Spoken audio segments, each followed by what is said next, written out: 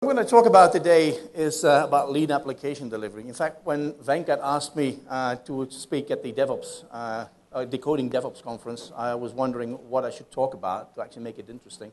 By the way, it's very happy for me to be here again. As probably you can hear, I'm actually from out of Europe, but I always love to come to India, so I'm happy to be back here.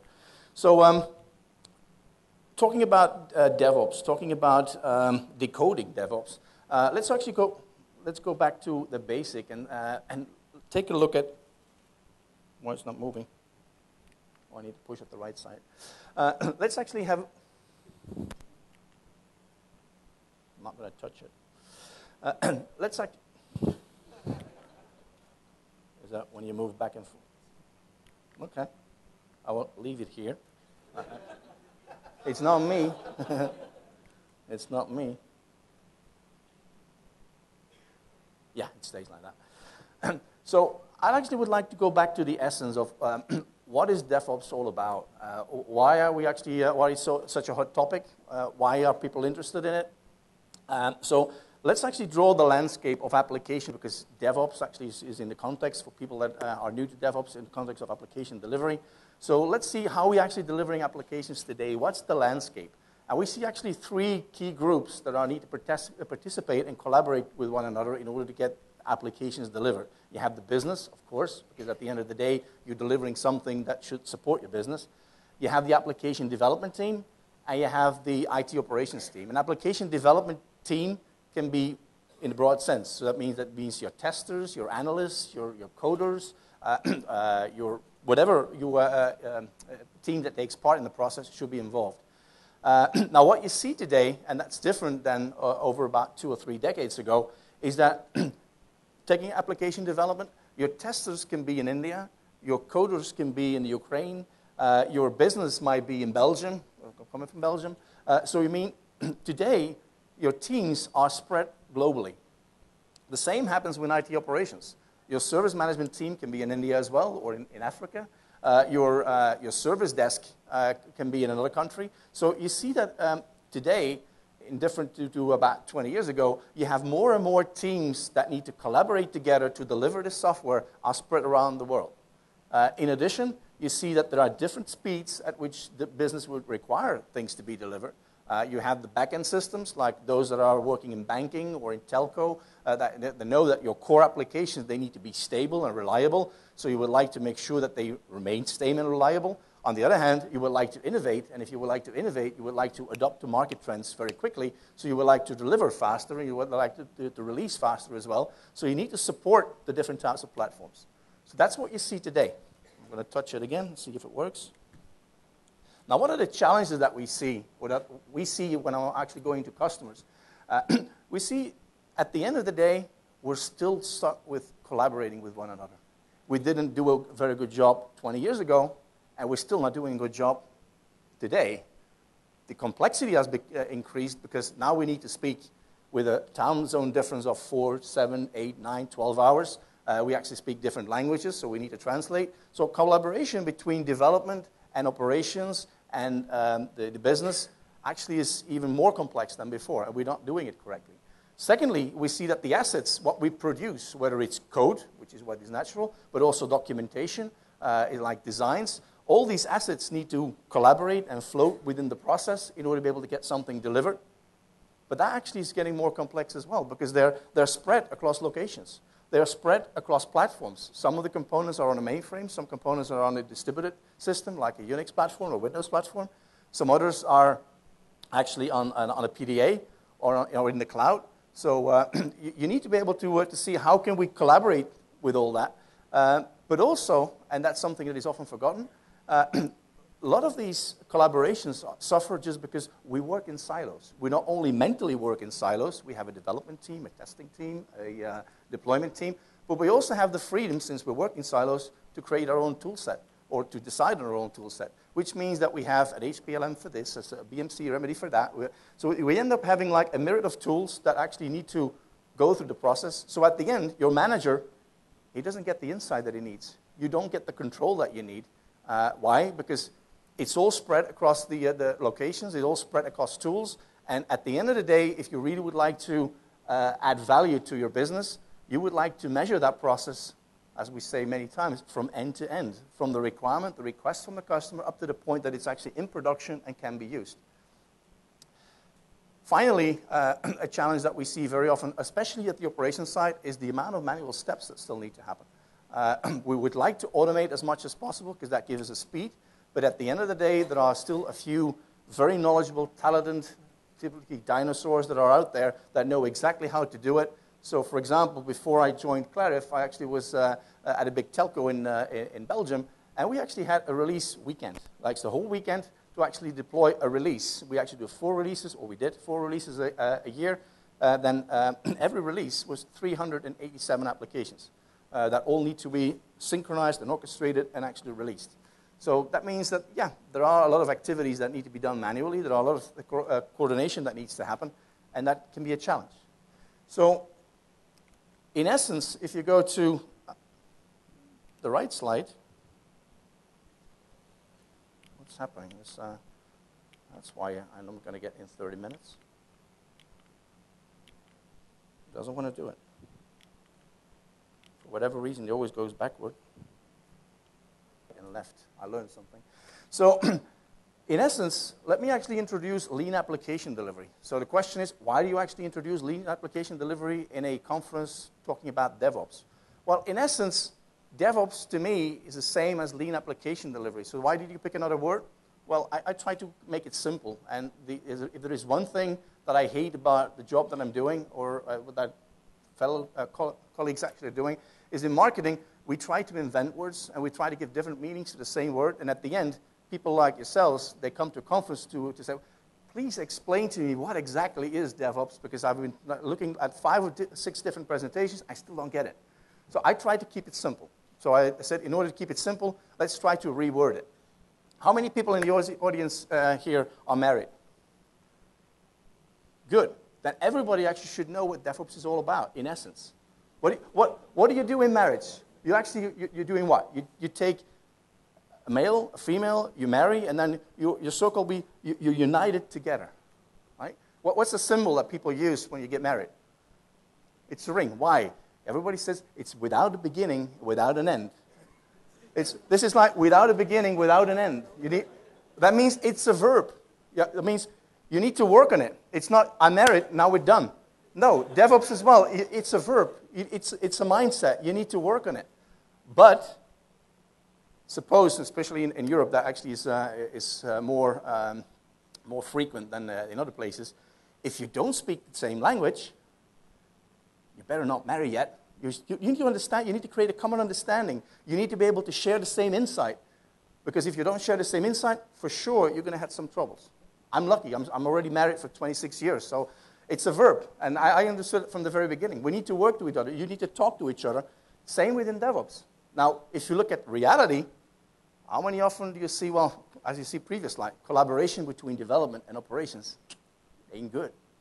We actually talk about the different tools that we use, and, well, we throw it over the fence, and it needs to work. So what you're looking for in lean application delivery, the reason I pitched lean application delivery, you're focusing on application delivery, and I'm applying, which also in a second, applying lean IT principles, which means look at your value chain from the beginning till the end and make sure that you're adding value. That means that you need to get insight and control from the beginning to the end, not just the ops bit, the dev bit, the requirements bit, etc. So you need to actually see how do you create a common collaboration and orchestration platform that allows you to communicate together in order to be able to make this a successful marriage.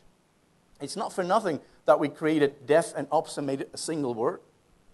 But coincidentally, if I'm talking to analysts, I'm going to talk about for a new report, whether it's Forrester or Gardner, I'll leave that in the middle, but I always need to talk to 2 analysts.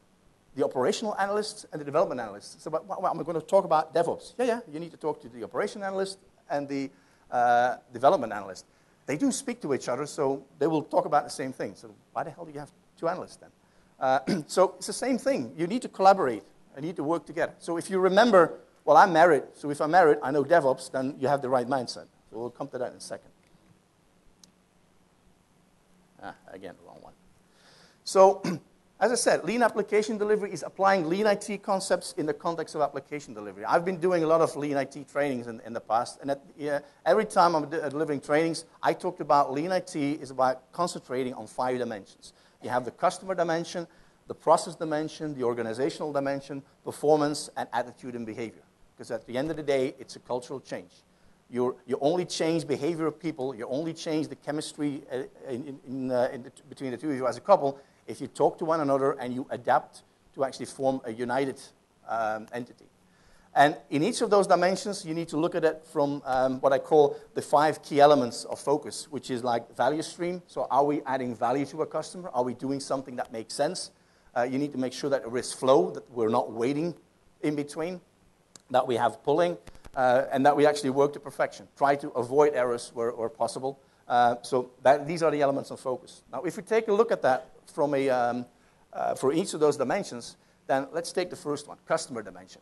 Customer dimension actually should focus on the value to a customer. Do we understand, before we can add value to a customer, do we understand what the customer really wants? Do we understand the voice of the customer? What we see in reality, that's what I'm actually saying in this slide, what we see in reality is that, well, we still have a lot of unpredictability in our application delivery process. We still have customer value that actually is limited, or at least perceived to be limited from a customer perspective. We see that the lead time from the initial requirement down to the line that we actually get it is way too long. At least the perception from business is that it's actually taking way too long before we actually get it. And then from the end-to-end value stream, we actually see in reality that monitoring progress is challenging. It's not only challenging because we don't get grip of the end-to-end process, but also because we are unable to actually capture the end-to-end process, value it, track progress. We have teams that work in a traditional way. We have teams that work in an agile way. We actually don't have no way to actually, in a homogeneous way, try to understand what and how progress needs to be measured. So at the end of the day, we're steering blind. We're just trying to hope and see that we're doing okay. So what you need in order to be able to get an improved or a lean application delivery approach to delivering applications is you should see that you automate there where it makes sense to automate. You should see that you actually can have an improvement cycle. I love to see the analogy that we often see between agility and DevOps. For me, DevOps doesn't mean you need to do agile development. I see a lot of tools that actually focus pure on agile development. It doesn't mean that it's not a good thing, but I work for a telco company. If I want to do that release with the 387 projects all into one release and roll it out, for sure, some of them are not agile yet. And it will take a long time before they get agile. Why? Because it's just overly complex, and the stability and reliability is extremely important. So I need to support a bimodal approach, which is what God calls bimodal. I will still have for decades my traditional waterfall-based type of approach for doing some of those highly stable and important applications. I still need to find a way to actually support that. It doesn't mean that I'm trying to shift there where it makes sense to an agile approach, but I need to be able to do that at a speed that is important or that is supportable for me as an organization. Does that mean that I need to wait with starting with implementing DevOps or a DevOps approach until I'm there? No, you could do that today. It's a mindset. It's a way to actually implement an end-to-end delivery approach that makes sense. And that's what I call, with lean application delivery, a pragmatic approach, going step by step to understand how are we doing it, where do we actually have waste, how can we actually reduce variability in our delivery approach, how can we actually reduce the inflexibility that we see in our processes, which is common sense. In a lot of ways, it's just common sense. It's just people forget about that, and we're very good in IT to confuse everybody and actually look into a technical depth, and at the end, you don't even know what we're doing. So in essence, you should make sure that you orchestrate your process end to end. You have a way to improve, and that's where agility comes in. So DevOps is indeed about process agility. Whenever you see there is a way you could do better, which is again a lean approach, whatever you could do better, look at it. And you need to have a culture where people can actually promote or suggest improvements, because every improvement can actually make you better. So that's where the agility comes in. It's not just doing agile development. It's just agility in a way to actually make sure that you always try to do the best thing for who? For my customer. And I need to know who my customer is and how it goes from end to end. From a process perspective, what do we see in reality? We see many methodologies. As I already said, we have agile, we have traditional. It's not one or the other. We see that we have many manual steps still in organizations. We see that you have approval steps, and sometimes way too many approval steps, depending on the size of the organization. So how can we deal with that? The collaboration, I already talked about that before. If you don't collaborate in your marriage, you probably will not be married for long. And the reason why is because you don't interconnect. There is no chemistry, there is no cultural change. You don't really unite together. So collaboration is suffering. And what we also see is sub-optimization. Since we give the freedom for everybody to do whatever they think is best, they sub-optimize. Everybody believes, every department, every team, and every individual believes that he's doing a good thing for the customer. But the reality is, talk to the customers and they actually scream. Even in the company that I came from, everybody was thinking, hey, we're doing a great job. And you talk to customers and say, man, you know what? We're actually going to create our own development team. You get like siloed ITs, you get shadow IT, where they're actually going to do their own stuff. Why? Because now we actually can really listen to our customers and we'll do it ourselves, which is not what you want if you really would have a good IT organization.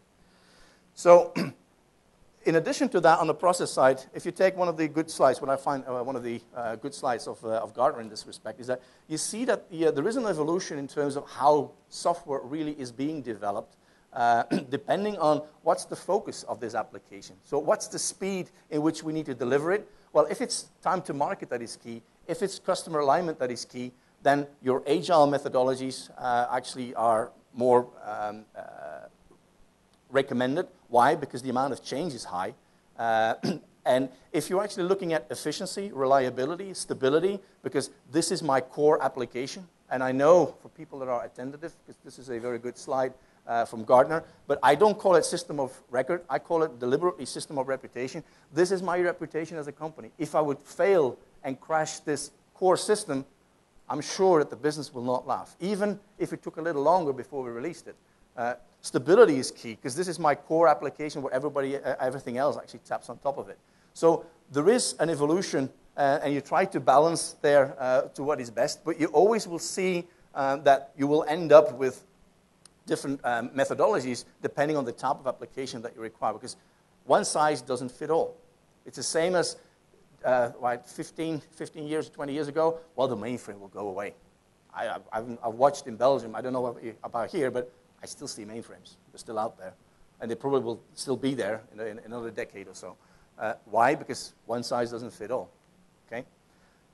What also is in that same report from Gartner is that you see, okay, bimodal IT and supporting bimodal IT is not a nice to have. People will actually need to build capability to support both, because it's not the holy grail is agile development. You also see that by 2017, well, most of the organizations will need to build bimodal capability, but that also implies that you need to be able to speak different languages. You need to be able to talk about different topics. You need to be able to talk about different processes and approaches.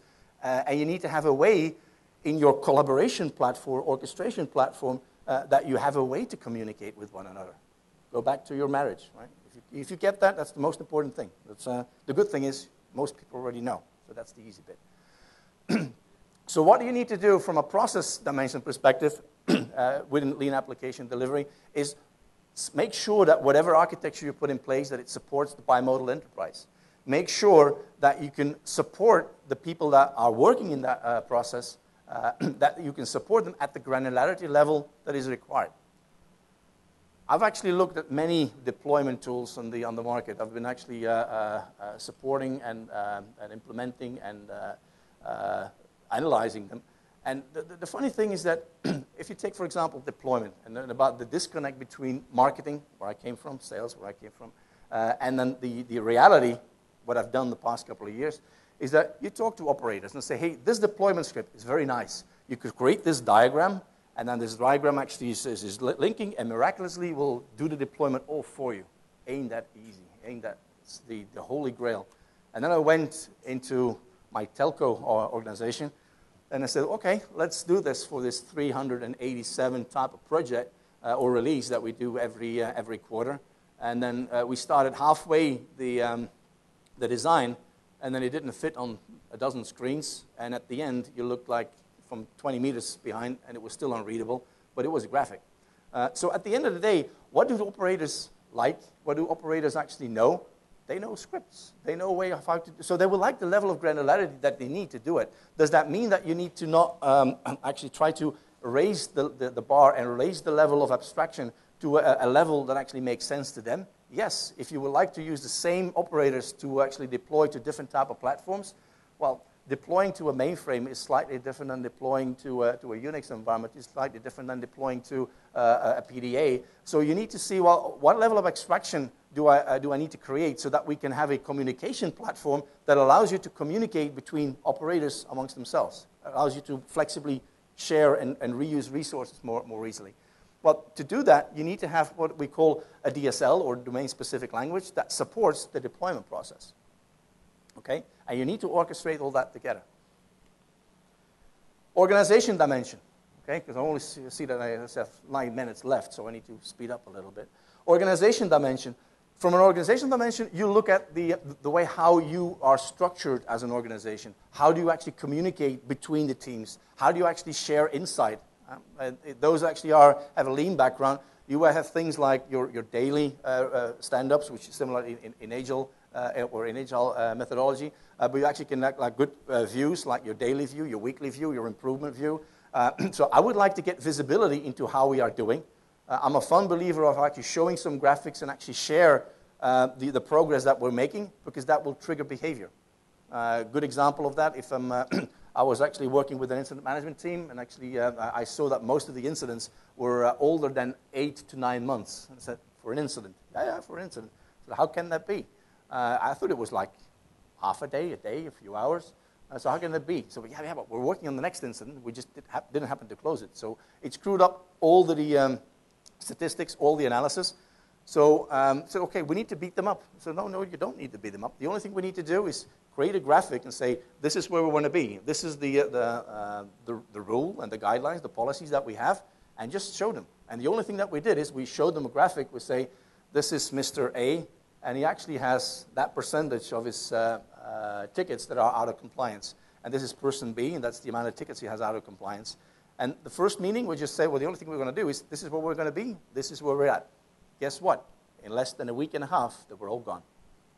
You don't have to say much. You just need to show the example, share it.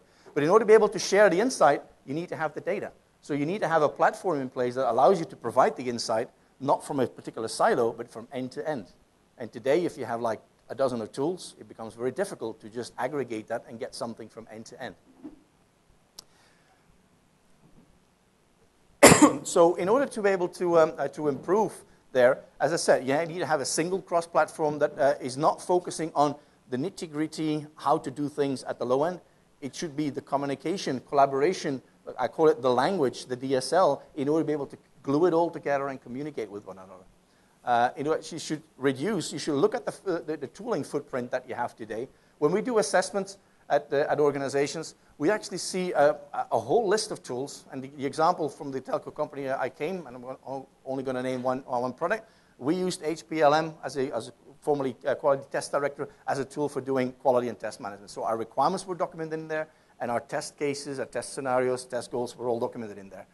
There is a lot of functionality that you can use, but in the end, what we actually did, we only documented in terms of topics the requirement, the linked test goals, the test scenarios, the test lab and results, and probably some defects. That was it.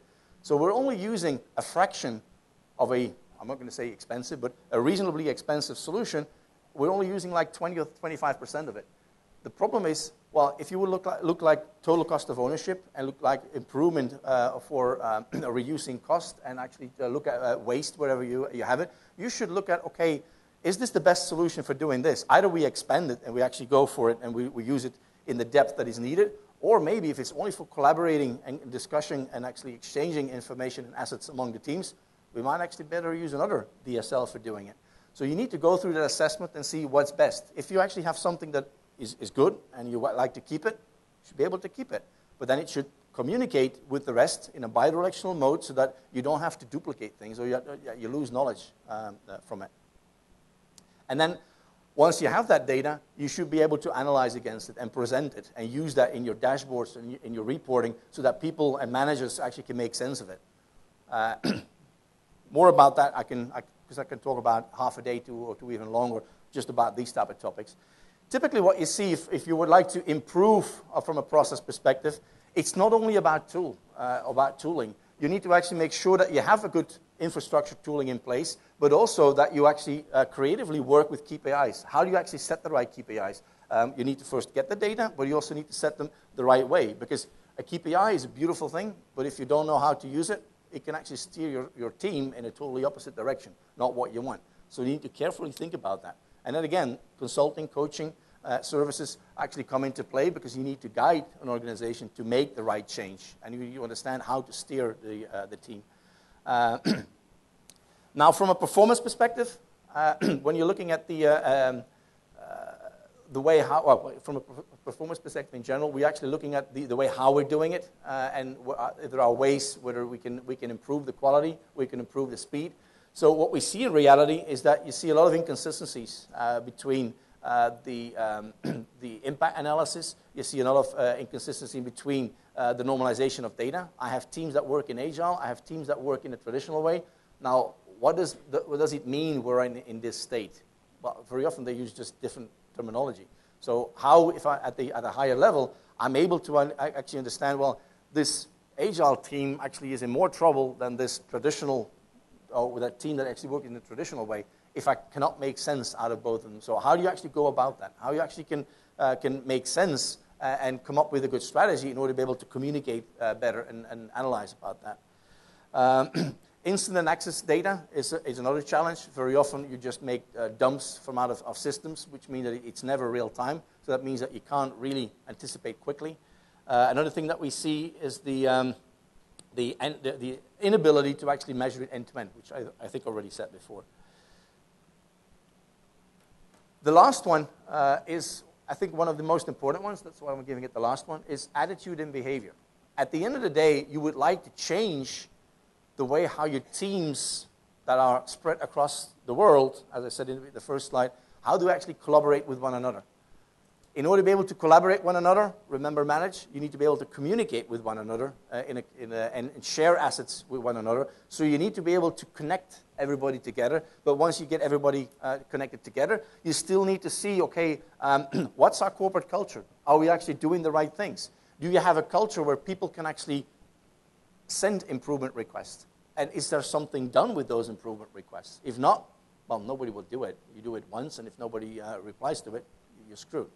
So improvement support, very often it's not formalized. There is no formal way. Like in my previous company, I said, hey, I have a good idea. Yeah, so what do I do with it? I can talk to my manager, but he has a dozen other things to do. So at the end of the day, it just vibrates in the organization. So make sure that you have a way to institutionalize the improvement process. Reward people for submitting improvements if they get realized.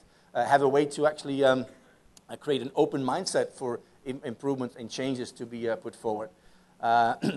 Make sure that you collaborate between the departments. Make sure that they actually have a way to speak the same language across the different departments, which is, again, a cultural shift because you have a lot of empire building. Everybody has their own empire. Don't touch it. We actually know how to do it. We decide our own tooling, and it's your problem, not my problem.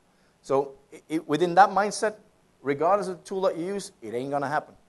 So very often I read in blogs and I read on the internet, well, DevOps, is it a culture, is it a mindset, or is it technology? Think about marriage. Well, you can, if it's only culture and mindset, it ain't going to happen. Why? Because people are actually speaking across the world and they have no communication platform. It's like you marry somebody that actually speaks a totally different language, you're going to struggle. You need to find a way to communicate. Is it only technology? Then people can speak to one another, but you still have not changed the mindset. So it's a combination of both. You cannot do without the other. But at the end of the day, you need to actually just get a different way of working with one another, which is the same as what I said on this one. So in essence, in summary, and that's my last slide, if you implement an application delivery approach, apart from the coaching, which is what you require, you need to have a way to make sure that you create a DSL, a domain-specific language, a way to collaborate between assets, and topics that are important in your process. So I summarized it in a sense like, okay, you need a clear application, a clear lifecycle management approach that goes from end to end, that actually automates where possible. So I'm calling it automate release management, but release in the ITIL sense, which means that all the things underneath it, so deployment, so you automate integration, deployment, release in general. So you automate there what makes sense to automate, and you need to be able to do that while integrating your various environments. That's in essence what it's all about. And if you take it one step down, if you would like to remember it, you think about your ring, and then you should be able to know what it is. It's not about technology alone. It's not about tooling alone. It's a combination of all. That's it. Questions? Any questions? If you have any further questions, or if you have questions after the day, or after that, I'm still here till tomorrow, and please visit our booth at the end, because people probably didn't know that there are booths at the end. So come and visit us. We can do demos. We also have our CEO here with us this week, because I said it's important to come to India. So he's here too. So just use us, whatever you can. Questions? Yeah, hi. Hi. My name is Pavitra, and I'm from TCS. My question is that whenever you go for an assessment, what is the kind of framework, or quantitatively, if I want to measure the implementation that I'm doing, or like, the kind of overall assessment that I'm making, how do I measure and showcase it to the customer that, this is how I would be able to make this happen? Okay. It's a good question. I think I heard it. We heard it in a couple of sessions before as well. My typical standpoint... I just reworded it, actually. Yeah. And I actually had all my answers ready at the back and said, okay, what do I say there? We actually have our own assessment methodology that we use in order to be able to understand the current status in terms of maturity within the end-to-end application delivery cycle. Now, at the end of the day, the success or failure or the value that DevOps is delivering to your organization, it comes down to your success criteria that you're actually setting up front, that actually is discussing that with the business. So I would like to see what are your goals and objectives as a business for your IT organization as an organization. Where are we actually doing good, and where are we actually not doing good? And then you need to see, okay, so in this end-to-end delivery process, where are we failing? And we need to see how we're doing that process today.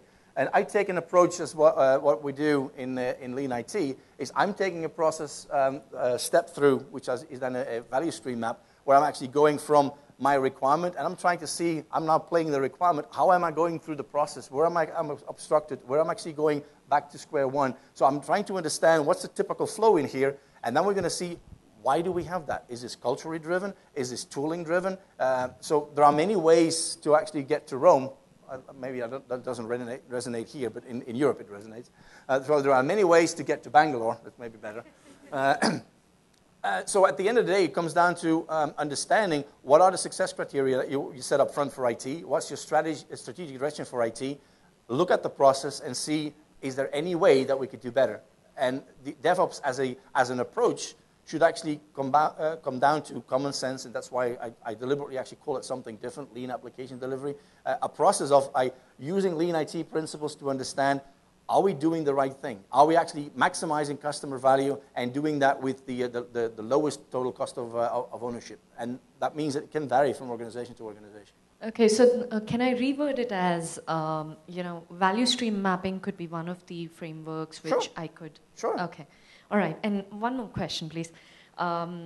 We could take this offline, although, so I would leave that to you. How would you strategize overall if you have to build a connect between the traditional model and the agile model? If you have to strategize and, make a bridge to get them to work together or things like that, what would be the ideal strategy for that? Or just a one-liner kind of a strategy? I always love the questions when I come to you. You're asking for a concrete solution that fits all. It never fits all. So it all depends on the types of application that you need to support, the criteria for that application. You actually might get a trend, because at the end of the day, if I'm going to ask business to wait for another month and a half, like for example we only, at this telco that I was talking about, we did 4 releases a year. for sure, if I'm asking business, can we do like a release every month? They would say yes, even like every 2 weeks if you want.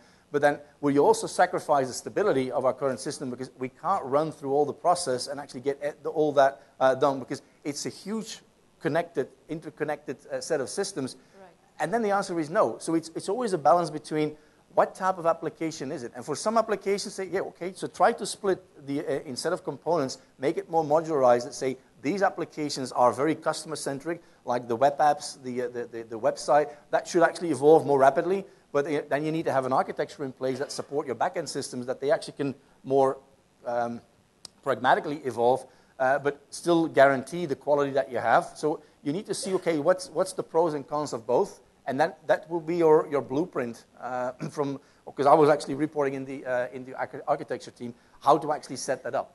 So it's not only the process, but the overall technological framework as well that needs to be looked at, is what you would say? Yes, because you have an idea of where you would like to be, but if you don't have an architecture that supports that, then yeah, that's the reason why you have an architecture team. All right, thank you. Thank you very much. Thank you. To thank Mr. Powell, I would like to request Mr. Naresh Chaudhary to kindly come on the stage and present a memento and thank him. Mr. Naresh Chaudhary. Thank you, sir. It was a pleasure. Ladies and gentlemen, let's thank